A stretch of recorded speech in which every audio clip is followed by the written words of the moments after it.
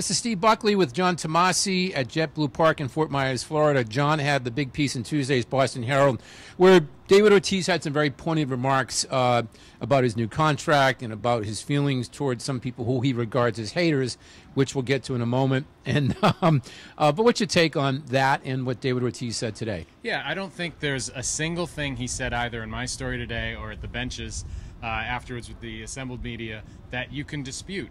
You know, he has not once come out and said, I'm going to hold out. He's not saying anything like that.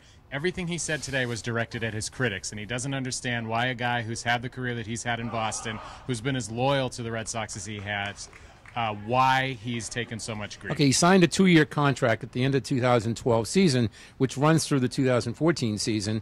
He signed the deal. The Red Sox gave him 2 years in good faith. Why can't he serve out the 2 years and then try to get a new deal?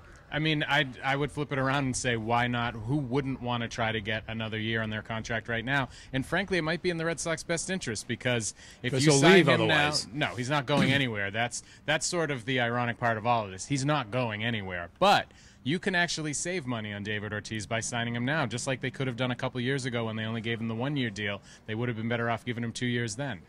Okay, we talked about this off the air, but I'm galled by the term hater. It's a bad word to me. It means a lot of things. It denotes all kinds of bad feelings in the human race and troubles we're having in the world. I don't think you're a hater if you don't want to have David Ortiz get a contract extension. I have an issue with that. Yeah, that word doesn't bother me. I think maybe it's a generational thing because I'm so young, you know.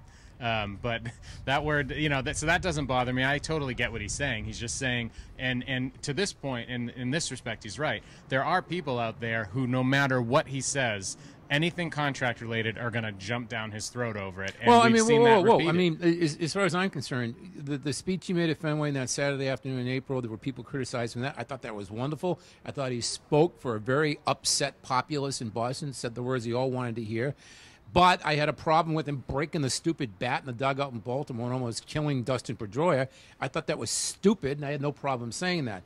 With me, I go situationally. Like this about David Ortiz, don't like that about David Ortiz. As an iconic player in Boston who's put up great numbers and helped the team to 3 World Series championships, I applaud all that.